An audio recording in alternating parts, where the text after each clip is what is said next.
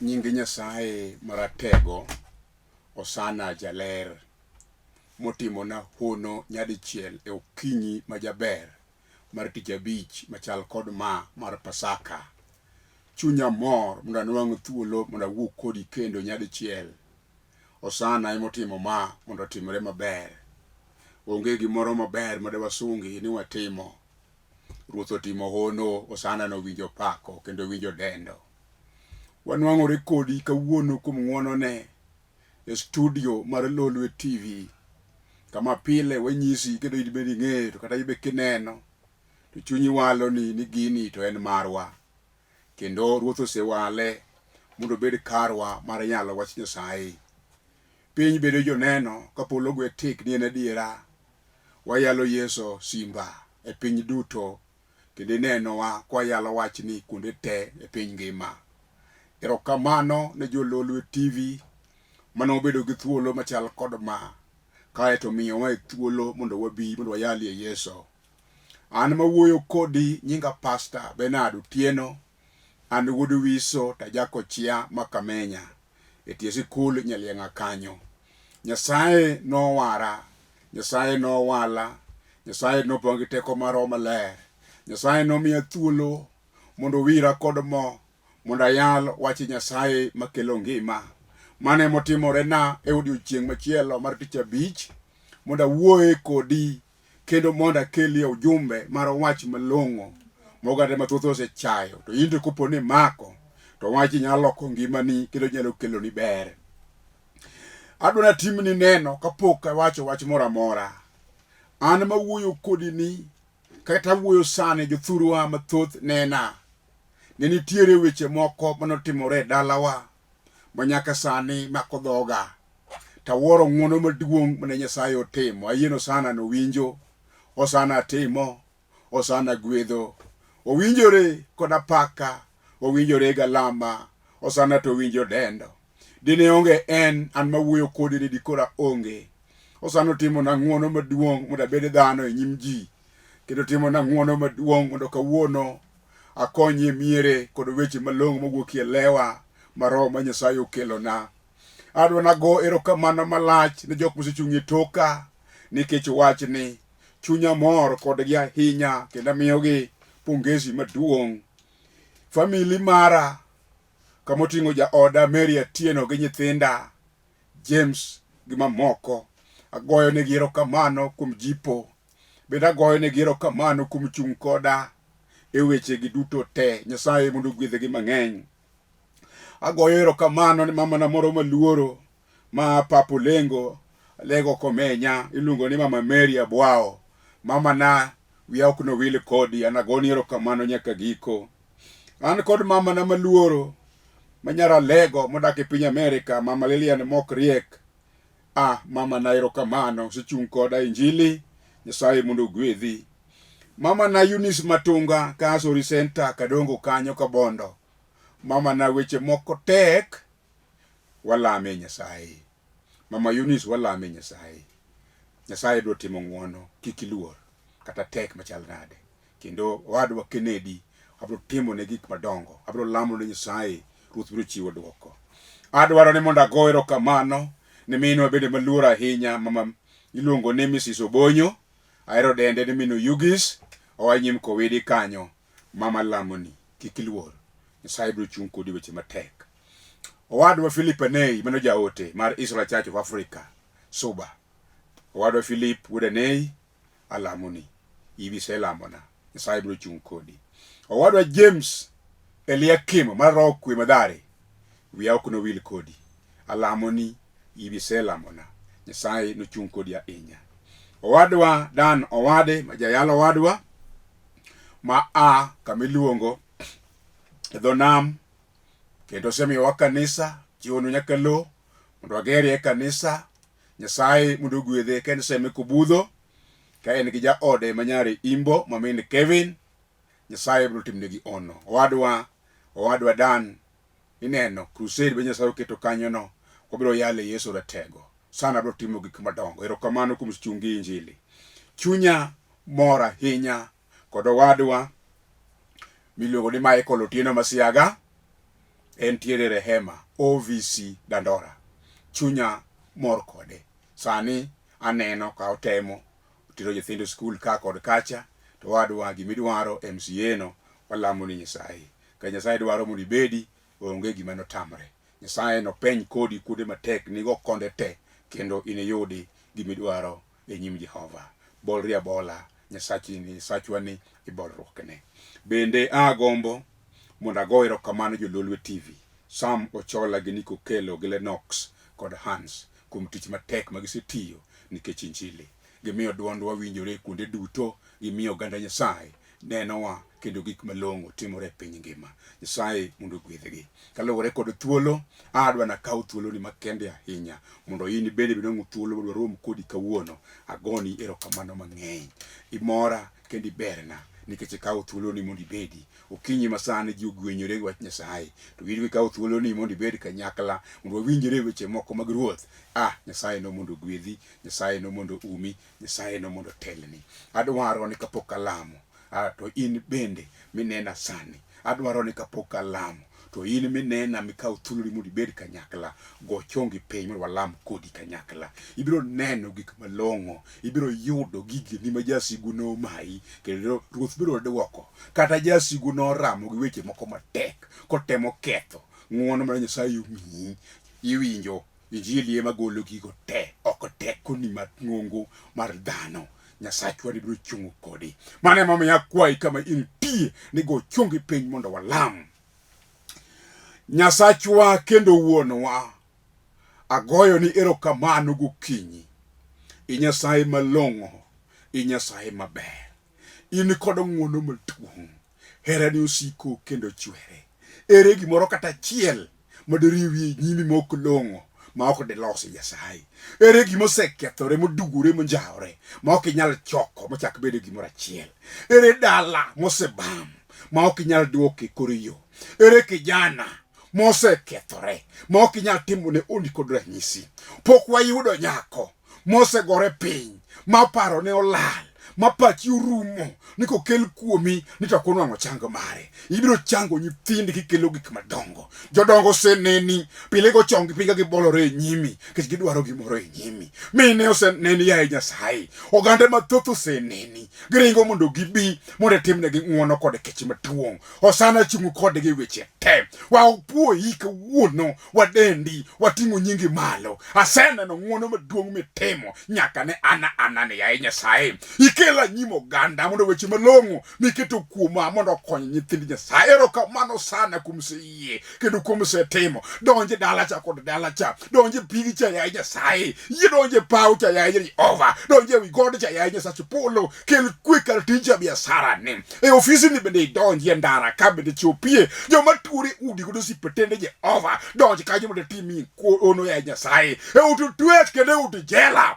kiki wil Nyasaye polo ge piny, timi ng'wono kod kech maduong'. Osana kitim dudu kum duto, wanagoni erokamano kuom nyingi duong' nikech in miromo, romo e konde duto ya Nyasaye, kona ka kona ya Nyasaye polo mondo ne badi. Kitimo ne mama ni ruodha moromo kod gimo dwaro. Osana wanagoni erokamano. Alamo kawuono gokinyi ka yie setimo gik madongo. Nuonyade chiel kuom yie e nying Yesu Kristo ma jawar.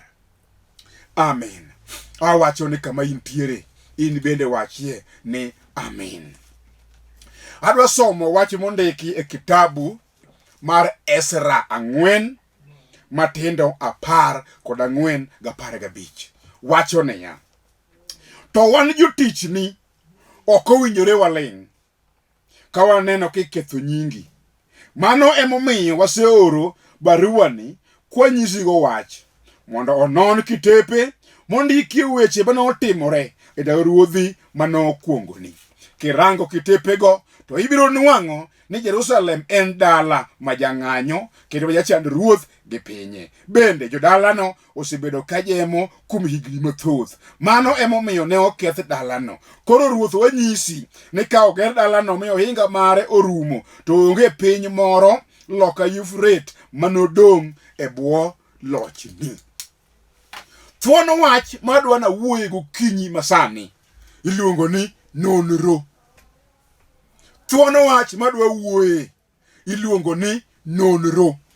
ng'ato ka ng'ato mangima nigi nonro mare, kendo kuma ne ae, kuma idhiye ing'eyo, kendo kata kapo ni ok ing'eyo kuma ne ae, to nitie jomoko mosetimo nonro mong'eyo nyalo koni. To kata ka in jakaganda, kata ka in jakochie, kata ima ya lego, iwinjo jakanyada, kata ibebene ya olambwe, kata in mana Murang'a, kata ya e piny mane ya Mombasa, to nitiere kuma ne ae kapok ichopo kanyo. Nonro mari nitie. Apako nying Nyasaye mokelo wachni eri sani. E dalau kanyo tiere nonro mar anyuolau, kendo kata me gweng'u kanyo tiere nonro ma kong'i tibe nwang' ni un ne oa kama kama, to uchako udhi kama kama, to uchako udhi kama kama, to kawuono koro un kanyo. Jomotimo historia nyalo pimo ni kaka nonro nobedo. Kata kamano, kawuono tada wuoyo kuom nonro mar chuny. Kendo wach momiyo akelo wach ni gokinyi, teko maduong' maro malero paro na ni en Pasaka moganda duto te paro nyuol paro gik madongo ma Yesu notimo dakika manok kato ae pinyni.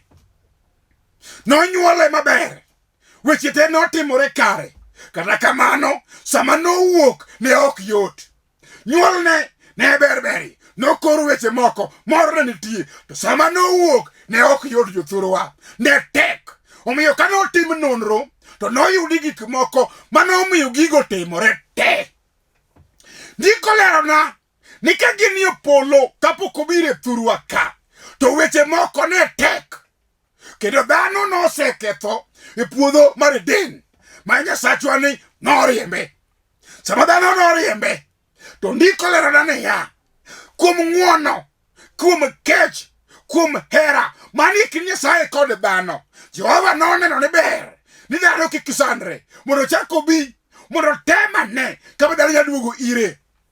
Notem gi yore mamoko mopogore opogore. Jonabi no Yesu kelo mondo tim gik moko, mondo winjruok be kind dhano gi Jehova ochako dogi. Kata kamano, mago ne ok ochopo tich manomiyo Ruodhwa okelo jonabigo. Eka noromo odiechieng' machielo, ndiko lerona ni polo nong'ado wach ni jal malong'o monengo kel mondo kel warruok mwayalo ni iluongo ni Yesu simba ratego. Osana nolokore, manolokore jal matin, manonyuole kaka ijuolo dhano, mondo kel weche malong'o, mondo kel weche malong'o, mondo kel weche malong'o magolo maricho mag thurwa ka. Yesu kuom ng'wonone nobiro. Sama nobiro, oganda ne ringo, ne dhi, ne nene, konyuole, tero mich madongo. To chieng' mano ne en sandruok malich jodalawa. Chieng' mano sama nochulo gope mane wan go, Jehova notimo nonro kuom dhano. Noneno ni gima nyalo miyo dhano chak bed winjruok gi Jehova en remo mar Yesu ratego manotimo godo misango maonge ketho, mondo in kod an iyud gik malong'o e nyim Jehova. Kawuono ka wan ka watimo nonro, wanwang'o ok wawinjore, ka wayudo ni ne ok waromo, wanwang'o ne waserem kuom gik moko te, kuom ng'wono maka Jehova ne waserem. Onge gima ber mane nyalo yudi kuomwa. Kata kamano, Ruodhwa nobiro kuom ng'wonone. Yesu simba nowacho niya, abiro dhi mondo awuo kod dhano, jal moyie kuoma ok nolal, to jal modaga to bura biro loyo. Esra noneno wach moro, owacho ni mondo non kama ndikie weche mag ruodhi manyo kuongoni, to konon wechego tibi nwang' ni Jerusalem en dala majang'anyo kendo majatim jemo. Kawuono ka wan ka kuom wach makelo, adwa ni mondo akoni e piny Kochia kuma nonyuolae, e dalawa mar Jokodhiambo, e dalawa mar Jokore, notim nonro ka teko mar okale. Naromo kod weche moko mane ok long'o e nyim Jehova. Samoro tama kaka wachi, to weche gogo ne nyalo luwowa e dala kanyo, kendo gik moko malong'o mane nyalo timore ne onge. Jochiende mag dhier ne nyalo makowa maridwa ti, kendo kuong maganyuola ne nyalo luwo wa dala abende ne giluwa gi weche manono maricho. Sama ne atimo nonro nanwang'o ni jal manyalo gola e jela kod weche matek ma jasigu keto kuoma ok jal machielo, ok pesa, ok somo, ok mwandu, ok bede anyuola ma ji ng'enye. En Yesu ratego. Osana maka ng'ato biro ire to Jehova timo nonro kende to mako kata ae dala mar kuong ma onge gima ber manyalo wuokie. To sara nyatimo nonro makaw kuong kod lwete momaki moweti kucha mokaw kuong gol to kelie ber mar gweth maka Jehova. Onyalo timo nonro gimomiyo wan ok wanyalo nong'o tije mondo watim. Kidhi manyo tich tikwiri ni onge to jomachielo kobiro to yudo. Onyalo timo nonro kuom oganda manyoni ni ndalo manyokadho chien manochamo lwetgi koramo chutho. Wan watho ka ok watiyo kendo watho ka wan gi thagruok mang'eny. Ang'o momiyo wuode ng'ane kata nyar ng'ane to dhi duong' ofis mondo oyude. Onge gima ber mi agodo kata dhi go lame boma iya mana gi lweti nono nikech ang'o nonro mar anyuolau kata mar dalau orido ti kendo dagi ne gichwaro lwetgi ma gikwer ni ok nyalre. Inyariembi e tich makata gimomiyo onge ikia. Makosa mitimo mamiriembi bende onge. Ineno kitimo wachno kata kiling kar kendi kakoro idhieri bedo kar kendi iwuoyo kichwaro lweti. Ineno gima timore dino ok en tima inimidwaro, ok en dwaroni, ok en dwaroni. Ang'eyo igombo gik malong'o ema mondo itim, kata kamano kotim nonro tiere gik moko maricho minyalo yudi. Notimore nyaka e ofisego eko kuonde bende dhiego. Gik moko ofisno kinde mi ang'o kuonge. Ofisno jomoko nosebetie. Ne gitime gik moko magalagala. Mano emomiyo kata ka in kanyo tinyalo bukori. Ikawo kalam mindikri sign sod letter. Gimomiyo iwe tich to onge. Tiende ni winjo notimore gik moko magalagala e ofis ka. Te dala ukucho bende ne otimie gik moko maricho. Mano otamore ni ok unwang' tije malong'o mondo utim. Samoro kotim nonro gima miyo iweyo chuo iwinjo mamise kwano gi 3 kata 4 kata 5 iwinjo nyarwa ok en dwaroni iwinjo tiene gik moko manyotimore to kotimie nonro tibiro nwang'o dire jalo moro manochwa lwete kanyo kawacho ni nyiri madala ka ok bi tedo gi ober ma gibiro yudo bende onge. Samoro Sara nobedo higni mathoth kapok onwang'o nyathi to in gik moko inwang'o higni 2 kende. Sara ne ok oweyo Ibrahim, ne gipadore kendo ne gibedo, ne gisiko kanyakla. To kanotim nonro to nowachi ni ya chieng' minyuolo nyathino to nying Nyasaye noyud duong' kare. Nokane mondo nying Nyasaye oyud duong'. Ito ba in higni 3 gi jaodini, ang'o momiyo koro idwa iwinjo akelo Yesu ratego. Osana manyalo yawo gik moselorore chutho. Osana manyalo kelo kwe kama kwe onge. Osana manyalo timo nonro ki en moketh gik moko te ma jasigu osetimo. Kata iwinjo biashara manyo yawo mondo itim nyoruomore gi ng'ete. Idong' kipenjori kendi jomoko dak mana gi dukni. An kayudi e duka nyoja yawo wholesale maduong' oruomore mana piny. Ang'o motimore? Winji nonro mar dalau kwer ni onge ng'ato manyatimo biashara. To kawuono ka an ka takelo Yesu ndalo mar Pasaka sama rembe manochwere musalaba ndiko lerona biro duoko gik moko te ma yande osekethore kata anyuolago nodagi ni ok nyalre. Wasetimo nonro ma wayudo ni remo manyochwer e musalaba mar Yesu ratego. Osana nogo enemen kod duoko. Onyalo ketho nonro duto te manotim. Onyalo ketho teko duto maj mudho mar jasigu manolware e dala mowacho weche moko maricho. Winji kawuono Yesu no kende eman kod loch. Kawuono Yesu no kende eman kod teko. Okinyi mar Pasaka akelo Yesu ratego. Osana mawacho ni ya orumo duto onge gima tame duto kuom duto nyalore onge gima notam Ne apako nying Yesu kendo goyo erokamano nosana maratego. Chunya lit kaneno gik madongo ma jasigu timo e miere mag ji.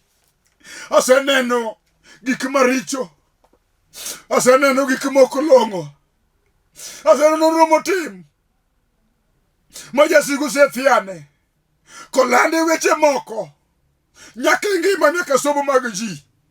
Kawuono jathi kicho leo oko nikech ang'o?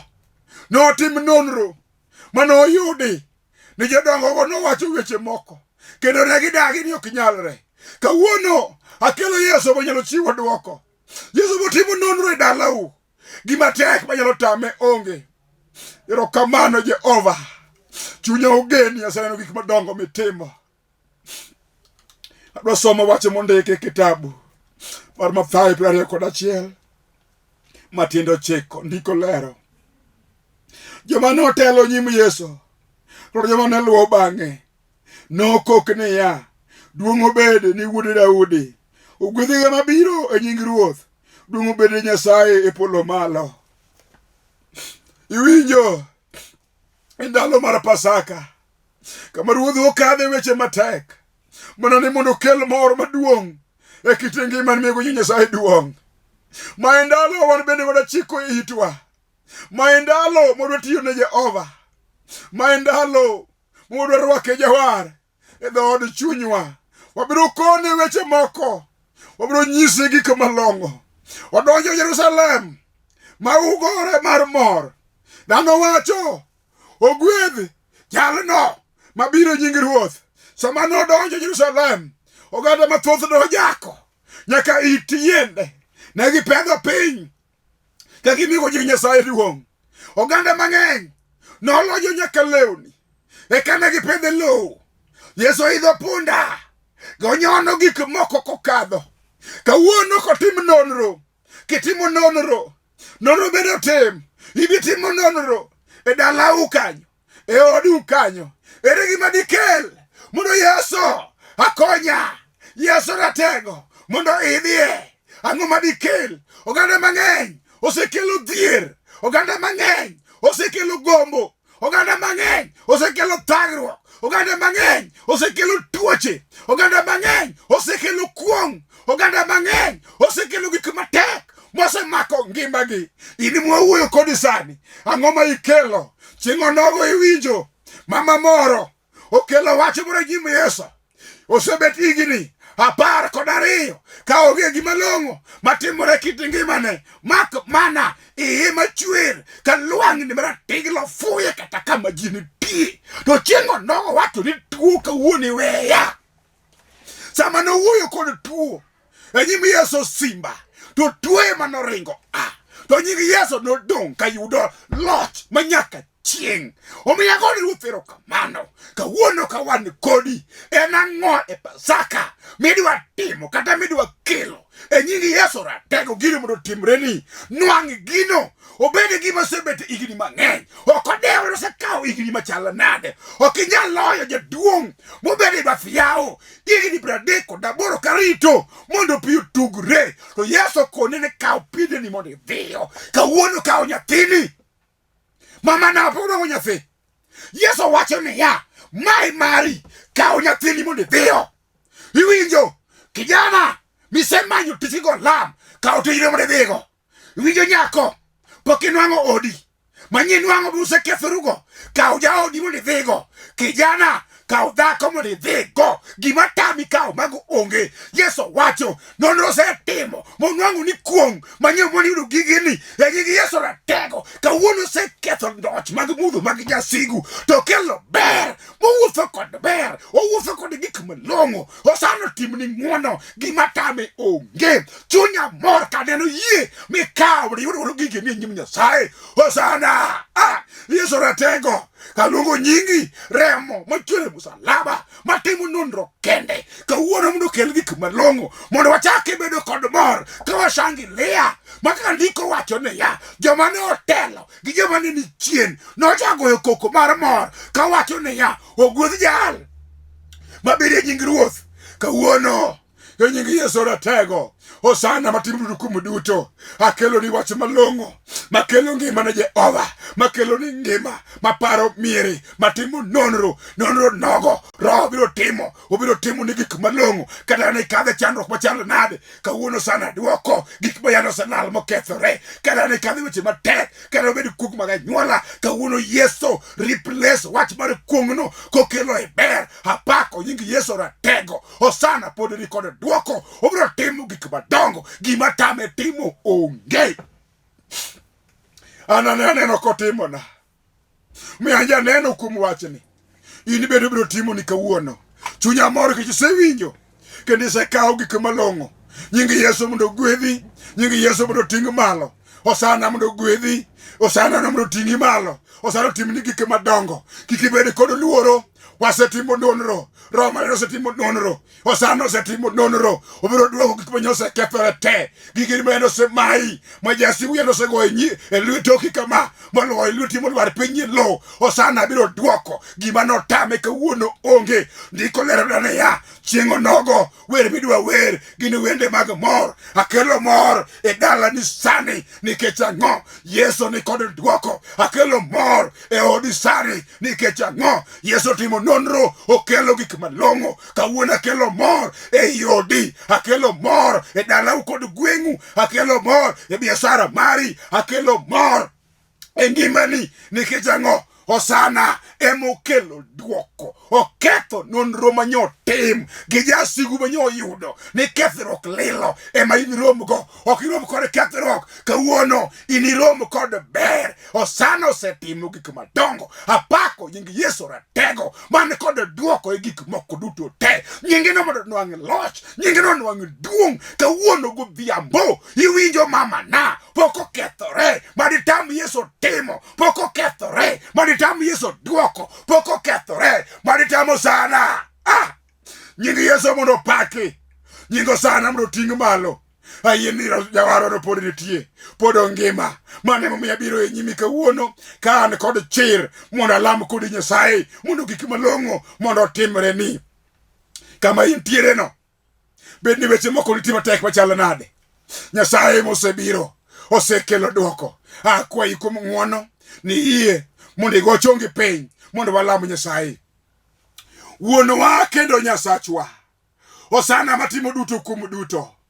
Ini manyi kelowa. E ng'wono machal kod mag okinyi. Aseneno badi. Osana ini mitimo nonro. Timie nonro ne wadwani. Timie nonro ne kijanani. Timie nonro ne nyakoni. Obedi wach matek. Mosemiyo koromo kod gik mabecho. Osana nonro modhi timo sani. Dhi duoko gik mosekethore. Tim nonro mondo ikel gik ma onge mondo bedie. Nyingi ratego mondo tim gik madongo. Alamo ka in segwedho nyaka mago mokwa penjo e nying Yesu Kristo ma Jawar. Amen. Ibe kama intie wachna amen ka in kod chir. Awuoyo kodi kachako kendo awachoni ni an nyinga Pastor Benard Otieno Wiso. Kawuono Deputy Nyasaye e dalani mara Nairobi. An kanisa miluongo ni Foundation of Eternal Life Church Dandora ka. Ka Nyasaye ogwedho wae. Wan kod Nyasaye mwatiyo godo. Wan kod Alex Okelo ma wuod Oyule. Wan kod Barnabas Ouma ma wuod Otieno. Wan kod Henry Kus Otieno ma wuod Awuonda. Watu Nyasaye kanyakla kanyo. Wan kod Bishop Julius Otieno ma wuod Dondi. Akwayi kuom ng'wono. Aketo namba na kanyo. Yie mondo igo kanyo ka in kod wach mora mora. Go mondo wawinjre weche moko. Ka in Nairobi ka. Tabiro ng'isi direction kaka inyalo biro mondo walam Nyasaye. Bende gik moko wan tiyo go tich Nyasaye kanyo. Watimo gi tich Nyasaye kanyo. Rem mantiere iwinjore bedo achiel kuom oganda mawacho ne ya. Abedo tiyo ne Jehova mondo Nyasaye ogwedha. Nyasaye nogwedhi ndalo mar Pasaka ni. Nyasaye maratego. Osana matimo gik madongo. Osana magwedho oganda motiyo ne. Nyasaye matimo gik madongo. Ema omiyo kendo namba no kanyo ne weche ariyo kende. Bimra mi direction mondo walam Nyasaye. Tine Jehova mondo ne gik madongo ma Nyasaye biro timo. Apako nying Yesu manyo yiena mondo anera kodi. Apako nying Yesu moyie mondo nena. Nyasaye maratego mondo umbi asachi, umbi ngimani, umbi dalau, otim gik madongo. Nonro te Osana biro timo gima no tam tame onge. Obiro gwedhi kawuono kiyie kuom Yesu Ratego. Osana mondo gwedhi. Iwinjo? Bed kod chir, bed gi yie, tine Jehova, go nambano mondo wawinjre kod weche moko mondo ine gik madongo mosana biro timo. Gima tame onge. Nyasaye mondo gwedhi ahinya. Nyasaye mondo umi. Nyasaye mondo riti. Ka wanenore e kinde migoyo nambano, Nyasaye biro ting'i malo ahinya. Erokamano.